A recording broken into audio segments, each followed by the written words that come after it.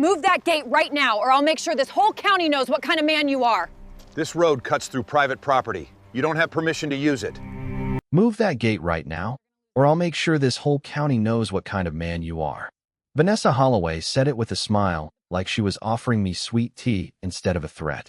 Fog rolled low across the water behind her, thick enough to swallow the fishing docks down by Miller's Cove, and 30 HOA walkers stood packed shoulder to shoulder on my gravel driveway, holding stainless coffee tumblers and neon walking sticks like they were about to invade Normandy.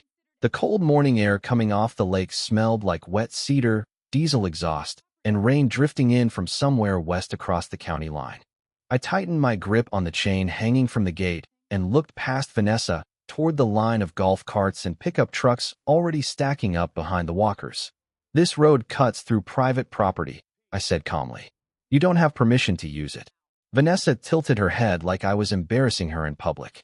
Cole, don't do this again, she said, loud enough for everybody filming on their phones to hear. The community has used this trail for years. Behind her, a woman clipped a blue ribbon onto my fence post that read community access in white block letters. Somebody laughed. Somebody else muttered, unbelievable.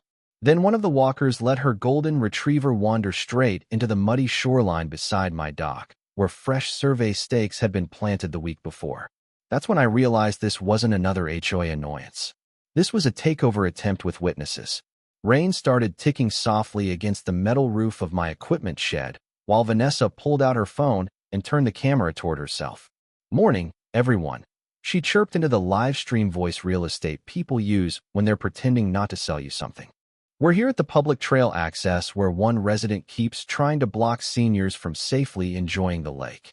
A few walkers shook their heads dramatically behind her like extras in a courtroom drama. I could already picture the HOA Facebook page exploding before breakfast. There is no public trail, I said, and you know it. For half a second, something shifted in her face. Tiny, fast, irritation underneath the polished smile. Then she stepped closer until her perfume cut through the smell of wet gravel and lake wind. Careful, she whispered. People around here do not react kindly to selfish men. You staged this before sunrise. You already planned the outrage before anyone touched that gate. People around here don't react kindly to selfish men. One of the walkers suddenly shoved against the steel gate while I was still holding the chain. The hinge slammed hard enough to echo across the water, and an older woman stumbled backward into the grass with a scream. Everything froze. Coffee cups stopped halfway to mouths. A phone clattered onto gravel. Vanessa spun toward the crowd instantly, eyes wide with perfectly rehearsed outrage. Oh my God, she gasped. He pushed her. The silence after that felt heavy as courthouse rain. Even the gulls circling the shoreline went quiet. I looked at the woman on the ground. She wasn't hurt, just startled, but it didn't matter anymore. 3 phones were pointed directly at my face, recording from angles designed to make me look dangerous. Vanessa slowly lowered her voice like she was speaking to a child. You need to open this gate before someone gets seriously injured. Behind the walkers, traffic had already begun backing up toward Holloway Ridge Boulevard. Landscaping trailers, school drop-off SUVs, delivery vans, brake lights glowing red through the fog over water. I glanced once at the growing line of trapped vehicles, then back at Vanessa. She smiled again when she realized I'd noticed. Calm, certain, smug enough to think she already owned the outcome. If you've ever dealt with someone who weaponizes a neighborhood like a courtroom jury, comment below with your city and tell me how far your local HOA would have pushed this before somebody finally snapped. Because standing there with cold rain dripping off the gate chain into the mud at my boots, I had this sudden feeling this situation was about to get a whole lot uglier than a walking trail dispute. By noon, the video had spread through Holloway Ridge faster than a thunderstorm rolling across open water. I knew that before I even left my driveway because every vehicle passing my property slowed down just enough for somebody inside to stare. Minivans, landscaping trucks, a silver Jeep with 2 women openly filming my gate through the passenger window. The rain never fully arrived that morning, but heavy clouds sat low over the lake like they were waiting for permission.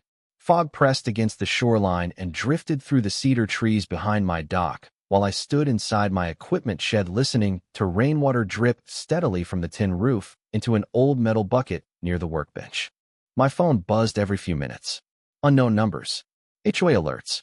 One text simply read, "You cannot threaten seniors." Another said, "We all saw the video." That word kept sticking with me. Video. Not what actually happened. Just the version Vanessa wanted people to see. Around 1 in the afternoon, I drove into town for coffee because sitting alone with that kind of pressure too long will make a man start arguing with himself. Miller's Diner sat just off Route 18 near the county marina, the kind of place with cracked vinyl booths and fishermen drinking coffee from thick ceramic mugs before daylight. Usually somebody waved when I walked in. That day the whole diner went quiet for half a second after the bell above the door rang. Nothing dramatic, just enough silence to feel it. A couple near the window lowered their voices. Somebody at the counter glanced at me, then looked away too fast. Public judgment has a smell to it if you live long enough. Burnt coffee, wet jackets, quiet embarrassment. I slid into a booth near the fogged-up window and poured stale cream into my coffee while local news played muted above the register. Vanessa had not just turned neighbors against me. She had made me into a story. Halfway through my sandwich, old Martin Reyes from the bait shop stepped beside my booth, holding his thermos. "You mind if I sit?" he asked quietly. I nodded. Martin stared out the window toward the marina for a long moment before speaking again. "You need to know something," he said. "Vanessa's been talking about that trail for months." I looked up slowly. "What kind of talking?" Martin lowered his voice further. "Development talking. Expansion. Realtors. Fitness corridor. Fancy brochure nonsense." He rubbed his thumb along the edge of his thermos. "She told people opening lake access would raise property values across the subdivision." That landed heavier than I expected, because suddenly this was not about walkers anymore, or seniors, or community wellness. This was money. Planned money. Coordinated money. And if Vanessa had promised public lake access before securing legal rights, then she was not managing an HOA dispute. She was gambling with somebody else's land. Thunder rumbled somewhere far off beyond the county courthouse as rain finally started coming down hard enough to streak the diner windows. Martin leaned closer. "There's more," he said carefully. "People are starting to realize the video got edited." I felt something shift in my chest then. Small. Controlled. Not relief exactly. More like the first crack in a dam wall. Martin explained that 2 residents who had been at the gate that morning noticed Vanessa's livestream clip cut out the part where the walkers crossed my survey markers before the woman stumbled. Somebody had slowed the footage down frame by frame online. Somebody else posted screenshots of the community access ribbon tied to my fence before the confrontation even started. Premeditation. That word settled into my mind quietly while rain hammered the diner roof hard enough to shake the hanging lights. Vanessa had walked into my property already staging the narrative, already preparing evidence for a fight she planned to create. I drove home through sheets of cold rain with windshield wipers slapping steady across the glass, and found 3 cars parked outside my gate taking pictures of the backup line still stretching halfway down Holloway Ridge Boulevard. One man lowered his camera when he recognized my truck. Another did not. The fresh mud along the shoreline had been trampled flat now, my orange survey stakes bent sideways where people had walked over them all morning. And zip-tied directly onto my locked gate was a laminated notice from the HOA board that read temporary community access pending safety review. I stood there in the rain reading it twice while water dripped off the brim of my cap onto the paper. They had not backed down. They had escalated onto my land while the entire neighborhood watched. The rain stayed through most of the night, steady and cold against the metal roof over my back porch, the kind of weather that makes every sound around a lake feel heavier. Around 3 in the morning, I woke up to headlights moving slowly across the fog outside my bedroom window. Not passing by, crawling. I stood there in the dark watching beams of light slide across the cedar trees near the shoreline, while windshield wipers flicked back and forth through the mist. Somebody was sitting outside my gate in the rain, just watching the property. By sunrise, the mud around the entrance road looked like a construction site from all the extra traffic Vanessa had pushed through there the day before. Tire tracks cut deep into the gravel shoulder. One survey marker had disappeared completely. Another had been snapped clean off and tossed into the ditch beside the drainage culvert. I crouched down beside it with cold water soaking through my jeans and felt something shift inside me again. Not anger exactly. Something quieter. The realization that if I lost control of this road, I would lose the entire reason I bought the land in the first place. People who grow up in subdivisions think property is measured in square footage. People who spend enough years around lakes and county roads know better. Privacy is the real asset. Silence. Boundaries. Space between you and everyone else's noise. Around 8:30, I drove into Bell County Administration because I wanted answers before Vanessa turned this into another public performance. The courthouse annex sat 2 blocks behind the main square beside a row of soaked pickup trucks and county maintenance vehicles dripping rainwater into the lot. Inside smelled like wet carpet, old paper, and burnt coffee from a machine that probably should have died 15 years ago. Most county offices move slowly. Bell County moved like it had nowhere left to be. I waited nearly 40 minutes before a gray-haired clerk named Denise finally waved me toward her desk. She recognized my name immediately. That bothered me more than it should have. "You are the gate situation," she said carefully. Not accusing, just tired. I slid the laminated HOA notice across the counter. "I need to know who authorized this." Denise adjusted her glasses and stared at the notice for several seconds before exhaling quietly through her nose. "This is not a county document," she said, "and they should not be posting this on private land without recorded authority." The room suddenly felt very still around me. Rain tapped softly against the courthouse windows while somebody down the hall argued about boat permits. "Recorded authority," I repeated. "Meaning easement?" Denise hesitated. That hesitation mattered. "Mr. Mercer," she said quietly, lowering her voice, "there is no permanent pedestrian easement filed against your parcel." I felt my heartbeat slow instead of speed up. Strange reaction, but real. Because for the first time since Vanessa stepped onto my driveway, the ground underneath this whole thing shifted slightly in my favor. Denise turned her monitor toward me just enough to show an old county map layered with faded parcel lines running down toward the lake. "There was a temporary construction access agreement in 1998, she explained. 6 months only. For utility trucks during subdivision development. I stared at the highlighted line crossing directly through my property. "Temporary," I repeated again.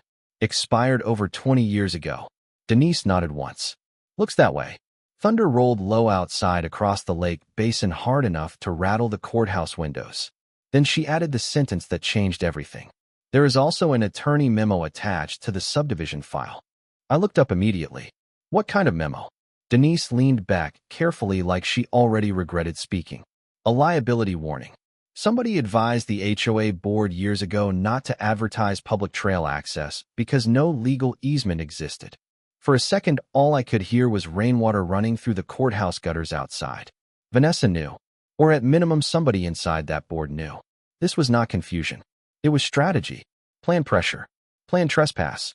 Planned public shaming designed to force access before anybody checked the records too closely. Denise printed 2 copies quietly without another word. While the printer hummed beside us, she glanced toward the waiting room where 3 residents from Holloway Ridge suddenly walked through the front doors dripping rainwater onto the tile floor. One of them spotted me instantly and stopped talking mid-sentence. The woman beside him looked away so fast it almost felt guilty. The third man just stared openly.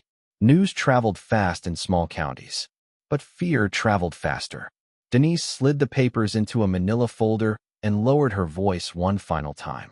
"Mr. Mercer," she said carefully, "if I were you, I would keep copies of everything from this point forward." I nodded slowly and took the folder. As I walked back through the courthouse lobby, my phone buzzed again. Another HOA community alert. Vanessa had scheduled an emergency neighborhood safety meeting for that evening at the clubhouse. Topic listed in bold capital letters. Immediate response to aggressive property obstruction. The rain eased just before sunset, leaving the entire subdivision wrapped in that damp gray stillness that settles over lake communities after a storm passes through. Water dripped from pine branches onto the muddy shoulder near my driveway, while low fog rolled across the shoreline behind the property like smoke. I stayed parked outside the Holloway Ridge clubhouse for nearly 5 minutes before going inside, because I could already see silhouettes moving past the frosted windows and hear the dull hum of too many people talking at once. Somebody had filled every parking space. Pickup trucks lined both sides of the road all the way down toward the overflow lot near the marina path. That alone told me Vanessa had worked the neighborhood hard all afternoon. When I finally stepped through the clubhouse doors, The room went quiet in the exact same way the diner had earlier. Not hostile at first. Worse. Careful. Measured. Like people were waiting to see whether I matched the version of me they had watched online all day. The room smelled like wet coats, stale coffee, and cheap lemon disinfectant. Vanessa stood near the front beside a projector screen wearing a cream-colored blazer that somehow still looked pressed despite the weather. Calm. Composed. Perfectly rehearsed. She smiled when she saw me walk in, but it never reached her eyes. "Cole," she said warmly enough for the room to hear. "I am very glad you came. That shows maturity." A couple people nodded awkwardly like they were supposed to agree with her. I took a seat near the back wall beside the emergency exit and said nothing. That seemed to bother her more than if I had argued. Vanessa thrived on reaction. Silence forced her to keep talking. She clicked a remote, and the projector lit up with a freeze-frame image from the gate incident that morning. The exact moment the older woman stumbled backward. Not the walkers crossing onto my land beforehand. Not the ribbon tied to my fence. Just the stumble. "This community deserves safety," Vanessa announced, pacing slowly in front of the screen like a trial attorney. "What happened yesterday was unacceptable." Then she shifted tone slightly softer. Manipulative concern. Nobody wants conflict. But we cannot allow one resident to obstruct access that families here have relied upon for decades. There it was again. Access. Not ownership. Not rights. Just emotional language designed to make legal facts sound selfish. A man near the front raised his hand nervously. "Vanessa," he said, "people online are saying the trail might not actually be legal." The room shifted immediately. Tiny movements. Chairs creaking. Eyes turning. Vanessa recovered fast, but not perfectly. I saw it this time. The small tightening around her mouth before the smile returned. "Misinformation spreads quickly online," she replied smoothly. "The board has every reason to believe community use has been well established." Believe. Interesting word choice for somebody claiming authority. Another resident spoke up from the side wall. "Then why did the county remove the safety notice this afternoon?" That hit harder. Several people turned immediately toward Vanessa. I sat forward slightly without meaning to. "County removed it?" Vanessa folded her hands together carefully. "There was a procedural misunderstanding," she said. "We are handling it." But the confidence in the room had already shifted a few inches away from her. You could feel it moving like pressure before thunder. Then an older woman near the coffee station stood up slowly holding printed screenshots in her hand. "My grandson slowed down the livestream video," she said. "The walkers crossed those orange property markers before anything happened." More silence. Heavy silence this time. Vanessa glanced toward the board members seated beside her, and for the first time since this started, none of them looked fully comfortable. One man avoided eye contact completely. Another pretended to check emails on his phone. Cracks. Small but real. Vanessa stepped away from the projector and lowered her voice into that polished realtor calm again. "This is exactly why we need cooperation instead of emotional overreaction." Then she looked directly at me. "Cole, if your concern is liability, perhaps we can discuss temporary public access conditions privately." There it was. Not apology. Negotiation. Because suddenly she understood something dangerous. I already knew about the easement problem. The room noticed it too. You could watch people recalculating her confidence in real time. I stood up slowly, every eye in the clubhouse following me while rainwater slid down the windows behind the crowd. "My concern," I said calmly, "is people pretending ownership they cannot legally prove." Nobody spoke after that. Not immediately. Somewhere outside, thunder rolled low across the lake again while the fluorescent lights buzzed overhead. Then from the back corner of the room, a voice cut through the silence. "Vanessa," somebody asked carefully, "did the board actually approve this trail before checking who owned it?" And for the first time since she walked onto my property, Vanessa Holloway looked genuinely cornered. The clubhouse meeting broke apart in tight, nervous clusters instead of the confident chatter Holloway Ridge usually carried after board events. Nobody lingered near Vanessa anymore. Residents moved around her carefully, like people stepping around a downed power line after a storm. Outside, cold mist drifted off the lake and wrapped around the parking lot lights while rainwater slid in thin streams across the cracked asphalt toward the drainage ditch beside the Marina Road. I stayed near my truck for a minute watching people leave in silence. Several avoided looking at me entirely. A few nodded awkwardly. One older man actually stopped beside my door and muttered, "Might want to keep cameras running tonight." Then he walked off before I could answer. That bothered me more than the threat itself. Small towns only whisper warnings when something ugly is already moving underneath the surface. By the time I got home, fog had swallowed most of the shoreline, and the beam from my dock light barely reached 20 feet across the water. I poured stale coffee from the thermos sitting in my truck console and stood at the gate listening to the wind move through wet cedar branches along the fence line. The whole property felt tense now, like land can somehow sense conflict after enough years. My grandfather used to say disputes leave a residue behind. Tire tracks, broken trust, silence between neighbors. I finally understood what he meant. Around 9:30, my security cameras pinged motion alerts from the south entrance road. Not walkers this time. Survey trucks. 2 of them. White county-style pickups with magnetic door logos covered in black tape. I watched the live feed from my kitchen table while rain tapped softly against the windows over the sink. 3 men stepped out carrying measuring wheels and reflective stakes, moving fast like they did not want to be recognized. Then a 4th vehicle pulled in behind them. Vanessa's Lexus. Of course. She climbed out holding an umbrella while talking into her phone and pointing toward the gate line near the culvert where the temporary easement had once crossed decades earlier. They were not surveying. They were staging something. I grabbed my jacket and headed outside before exhaustion could talk me into waiting until morning. Gravel crunched under my boots as I walked down the drive. The lake wind had turned sharp enough to cut through denim, and the muddy shoreline beside the dock smelled like wet leaves and churned clay. One of the men noticed me first and immediately stopped rolling his measuring wheel. Vanessa turned slowly beneath the umbrella, perfectly calm again now that she was back on familiar ground, trying to control a narrative. "Cole," she called out warmly, "we are simply documenting historical community access." I kept walking until I reached the edge of the survey line. "At 10 o'clock at night?" I asked. She smiled faintly. "When tensions rise, responsible boards create records." One of the men kept avoiding eye contact with me completely. Professional surveyors usually do not act nervous around property owners unless somebody has already warned them the situation is questionable. I looked at the temporary stake marks they had started placing near the culvert. Not on the original access line. Closer to the lake. Closer to my dock. Expanding the footprint. Quietly. Strategically.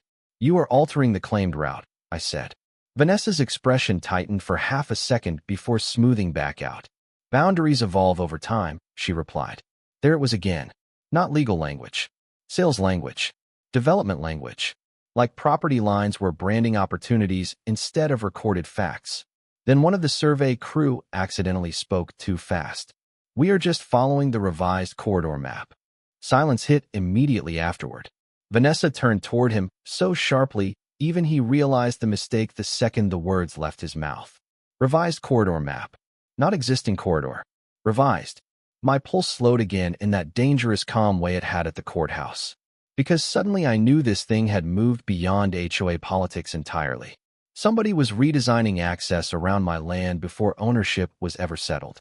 Vanessa stepped closer under the umbrella while rainwater dripped steadily off the edges beside her heels.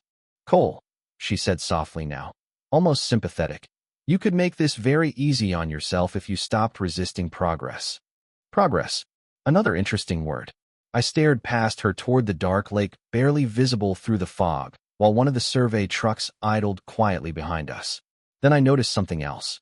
Fresh laminated signs stacked in the back seat of her Lexus. Future Lakeside Wellness Trail. Coming soon. She had already printed them. By the next morning, the entire mood around Holloway Ridge had changed from outrage to anxiety.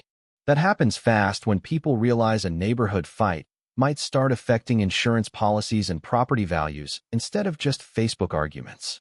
Fog hung low over the lake again, thick enough to blur the fishing docks into gray silhouettes, and cold wind pushed damp cedar smell through the cracks around my kitchen windows while I sat at the table staring at the printed photos from Vanessa's Lexus. Future Lakeside Wellness Trail. Coming soon. Professionally designed signs. Full color. Somebody had invested real money into this before a single legal question got answered. That meant planning, budgeting, possibly contracts. I stopped thinking like a homeowner that morning and started thinking like a contractor again. Contractors survive by following liability trails. Every project leaves paperwork somewhere. Permits, insurance riders, vendor agreements.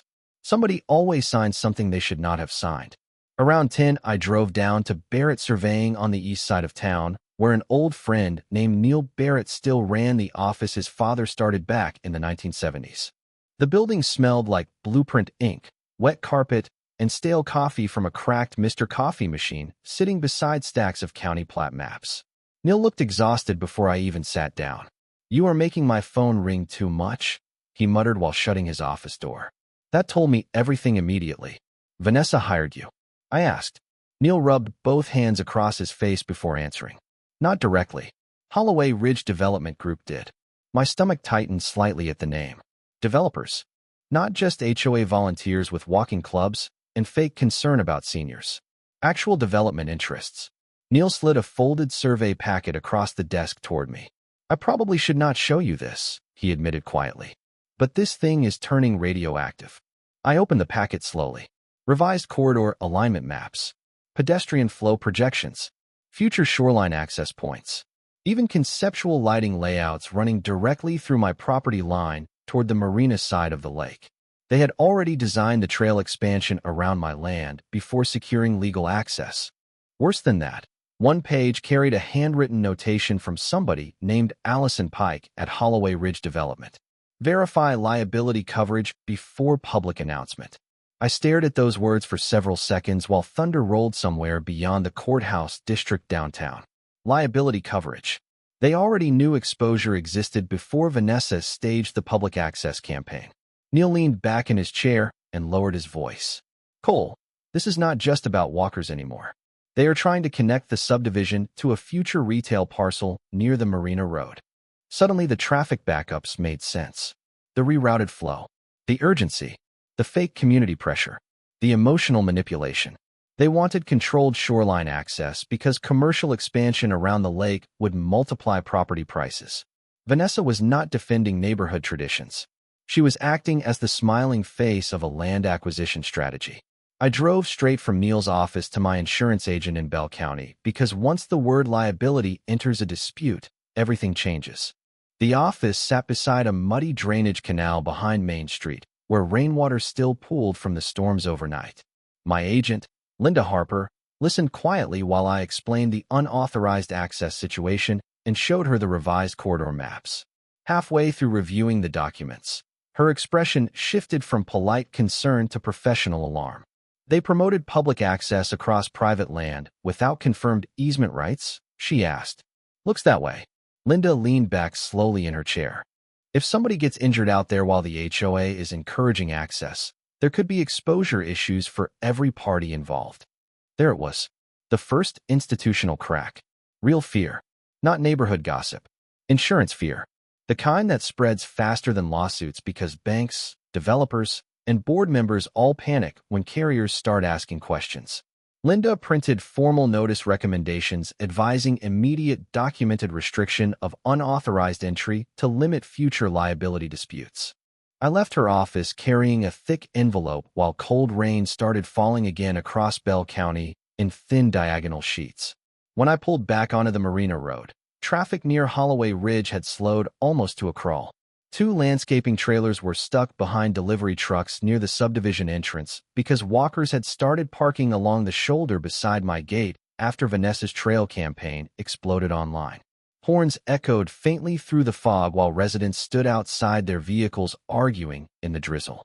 Nobody looked happy anymore, not even the people who originally supported her. Then my phone buzzed with a community board notification sent to every resident in Holloway Ridge. Important legal update regarding trail access. Vanessa was trying to regain control of the narrative, but this time she sounded scared enough to put it in writing. The legal update Vanessa sent that afternoon was only 4 paragraphs long, but by sunset people across Holloway Ridge were reading it like a warning label on spoiled food. Rain drifted lightly over the subdivision in cold silver sheets, while fog pressed against the lake hard enough to hide the marina docks completely. I sat in my truck outside Miller's Diner watching residents walk in and out with phones in their hands, heads bent together, whispering. Nobody looked relaxed anymore. That was the thing Vanessa never understood about small communities. Fear spreads fast, but liability spreads faster. especially once homeowners start imagining lawsuits tied to their retirement property. I finally stepped inside around 6. The diner had that heavy evening quiet where forks scrape plates louder than conversations. Usually Vanessa held court in the back booth near the coffee station every Thursday night after HOA meetings. I knew that because half the subdivision treated her like unofficial city government. That night she was already there when I walked in, sitting beneath the buzzing neon beer sign with 3 board members and 2 residents from the marina side properties. But something had changed. Nobody at the table was smiling. One board member kept checking his phone every 30 seconds. Another stared into his coffee like he regretted every decision that led him there. Vanessa looked up when the bell over the diner door rang, and for the first time since this started, she did not look pleased to see me. She looked tired. Not physically, socially tired. Like someone realizing the room no longer bends around their authority the way it used to. I ordered black coffee and took a booth across the room near the rain-streaked windows. The waitress, Cheryl, hesitated before setting the mug down. "You holding up okay?" she asked quietly. That small question hit harder than I expected. Because 2 days earlier people looked at me like I was dangerous. Now they looked at me like I might have been right. Across the diner, voices at Vanessa's table stayed low until one resident suddenly spoke loud enough for half the room to hear. "You told us the trail issue was already cleared legally." Silence slammed down across the diner immediately afterward. Even the kitchen noise seemed to pull back for a second. Vanessa straightened slowly in the booth. "The board acted in good faith," she replied carefully. There was that language again. Defensive now instead of confident. Based on decades of established use. The resident, a man named Greg Patterson who owned one of the higher-end lakefront homes, leaned forward with visible frustration. "My insurance company called me this afternoon asking whether the HOA encouraged access across disputed property." Nobody answered him. Rain tapped steadily against the windows while Cheryl quietly turned down the television over the counter. Vanessa tried to recover control with that polished, calm voice she used whenever reality stopped cooperating. "People are overreacting online," she said. "This community needs unity, not panic." But the words landed flat now. Hollow. Because panic had already arrived. Another resident stood near the register holding printed screenshots from the revised corridor maps somebody leaked online an hour earlier. Neil probably was not the only person getting nervous anymore. "What exactly is Holloway Ridge Development Group?" the woman asked. Vanessa froze for half a heartbeat before smiling too quickly. "A consulting partner." Wrong answer. You could feel it instantly. Half the diner exchanged looks. Consulting partner sounded corporate.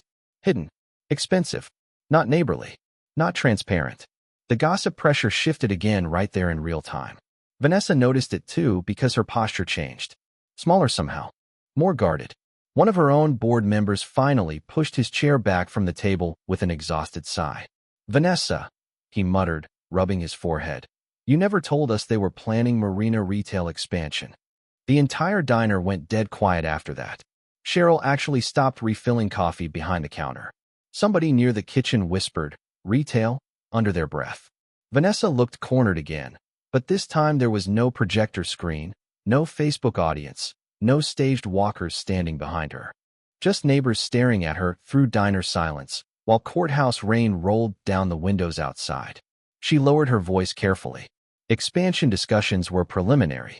Greg Patterson stood up immediately. "You tried to force a trail through private land before the project was even approved?" Vanessa opened her mouth, but no answer came out fast enough. And that was the moment her authority cracked for real. Not because anyone yelled at her. Because nobody defended her anymore. The storm finally broke just after midnight. Thunder rolled across Bell County hard enough to shake the windows in my bedroom, while rain hammered the metal roof over the equipment shed in violent waves. I barely slept. Every time headlights passed near the Marina Road, light flashed across the ceiling through the fog outside like distant lightning. Around 6:30 in the morning, my phone started vibrating nonstop across the nightstand. HOA alerts, resident messages, county notifications. Something had happened overnight. By the time I pulled on my boots and stepped onto the porch, 2 sheriff vehicles were already parked outside the Holloway Ridge Clubhouse, nearly half a mile down the Shoreline Road. Their emergency lights flashed silently through the fog over the lake, blue reflections rippling across puddles and wet gravel. I drove down slowly with coffee from the thermos burning my hand while rainwater hissed beneath the tires. The entire subdivision looked exhausted. Residents stood in clusters under umbrellas outside the clubhouse entrance whispering to each other, while contractors and delivery drivers backed traffic halfway toward the marina intersection again. But this time nobody looked angry at me. They looked nervous. Institutional nervous. The kind of silence people get when authority arrives unexpectedly. Sheriff Daniel Ruiz stood beneath the awning near the front doors speaking with two county investigators wearing reflective rain jackets marked Land Use Compliance Division.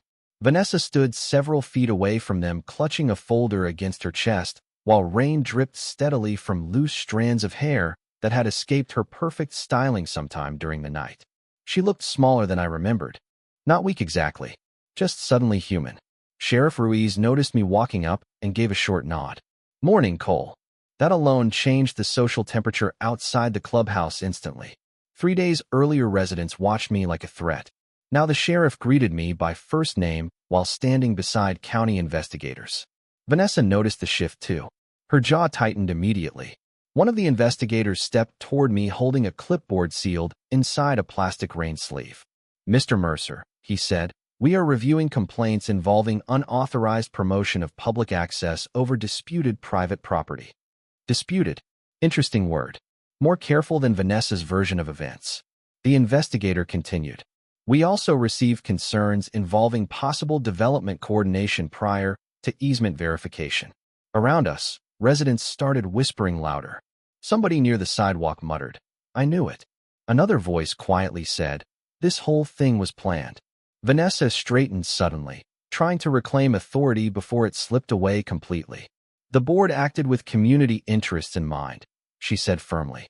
But nobody reacted to her voice anymore. Not even her own board members. Two of them stood near the entrance, refusing to look in her direction at all. Sheriff Ruiz glanced toward the clubhouse doors where another county official was taping a temporary notice against the glass. "Emergency board review, pending investigation." No shouting followed. No dramatic gasps. Just heavy silence under cold rain while everybody processed what that sign meant. Board review. Investigation. Liability exposure. Public records. The words settled over Holloway Ridge like floodwater. One of the investigators opened Vanessa's folder and removed several documents carefully. Corridor maps. Promotional layouts. Vendor estimates for future shoreline improvements. Then he paused and held up one page longer than the others. "Ma'am," he asked evenly, "why does this proposal reference projected retail lease increases connected to expanded lake access?"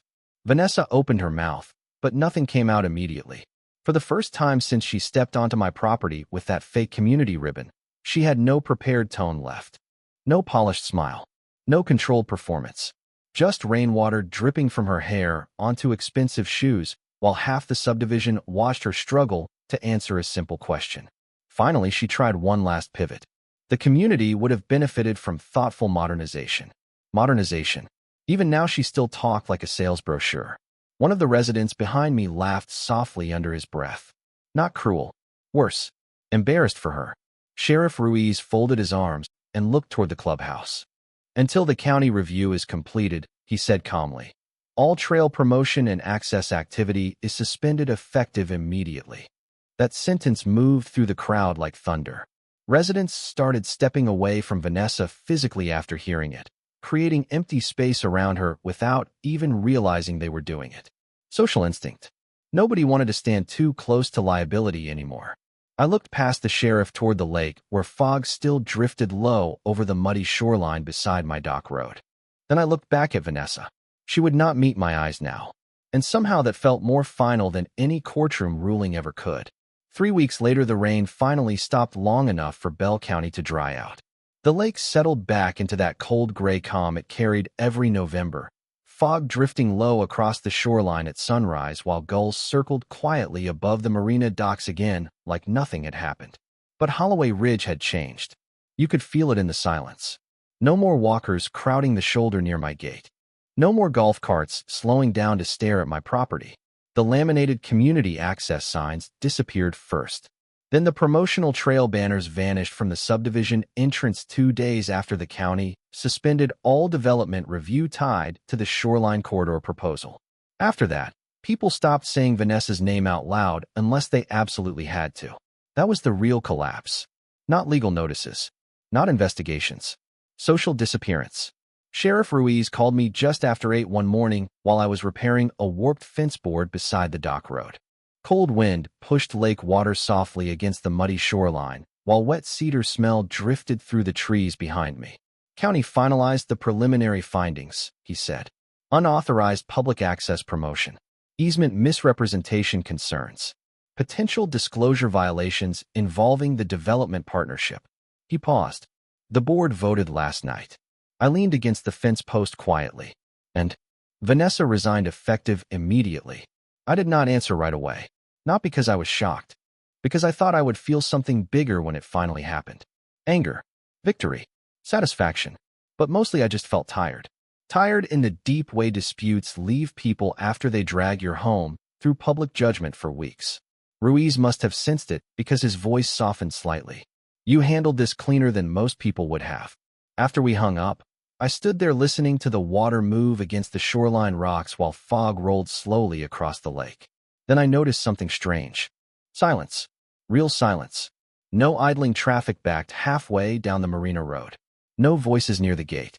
No phone buzzing every 5 minutes with HOA alerts or neighborhood gossip. Just wind through cedar branches and rainwater dripping from the dock roof into the lake. I had my property back. 2 days later, I drove into town for breakfast at Miller's Diner. The bell over the door rang, and this time nobody went quiet when I walked in. Cheryl smiled immediately and poured coffee before I even sat down. You look like you finally slept, she said. Across the diner, Greg Patterson gave me a small nod over his newspaper. A couple near the counter actually apologized for believing the edited video early on. Nobody made a speech about justice. Real life rarely works that way. People just slowly started treating me like a neighbor again instead of a problem to manage. That mattered more than I expected. Around noon, I drove back home and stopped beside the gate before pulling into the driveway. Fresh county markers now stood clearly along the legal property line where the old temporary easement once crossed decades earlier. Permanent record updates pending final filing. Clean. Official. Finished. I stepped out of the truck holding my coffee thermos while cold wind rolled across the lake carrying the smell of wet earth and cedar after the storms. The steel gate stood exactly where it always had. Quiet. Solid. Mine. I unlocked the chain slowly and swung it open just enough for my pickup to pass through before locking it again behind me out of habit. Not fear anymore. Peace. The shoreline trail beside the dock had already started healing where all the foot traffic churned the mud into trenches. Grass would grow back by spring. Most things do if people stop trampling them long enough. Later that evening, while I was organizing tools inside the equipment shed with rain tapping softly against the metal roof again, my phone buzzed one final time with a county notification email. Subject line: Additional land review request regarding Marina Access Corridor. I stared at the screen for several seconds while thunder rolled low somewhere across the dark water beyond the dock. Then I looked slowly toward the shoreline road disappearing into fog outside the open shed door and realized this whole situation might have uncovered something even bigger than Vanessa Holloway.